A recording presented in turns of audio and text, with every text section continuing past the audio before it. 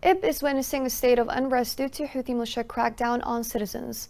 Such Houthi measures targeted activists who participated months ago in the funeral of an activist who was killed by the rebels in jail over criticizing the Houthis. This report has more details.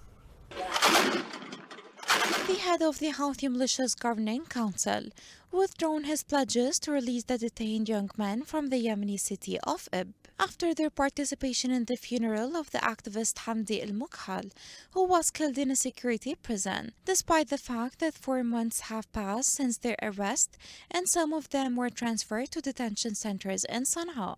This came at a time when the security case sponsored by the Houthi militia in Ib Governorate has expanded to El Adin district west of the Governorate, where armed confrontations have been taking place for several days between two families, with the support and sponsorship of local officials of the militia. It also sponsors an armed gang led by a former prisoner, which is now targeting visitors to the district, which has one of the most prominent tourist attractions in the Governorate. According to local sources in the city of Ib, the promises made by the head of the coup ruling council when he visited the governorate last month went unheard. However, after the end of Eid al-Adha period, two of the detained young men who were transferred to Sana'a were released to join the traffic police who had previously been released. The sources stated that the militia intelligence presidency has so far rejected all mediations and guarantees offered for the release of the rest of the detainees. Led by the young man named Ali El-Sayaghi, who was known for his charitable activities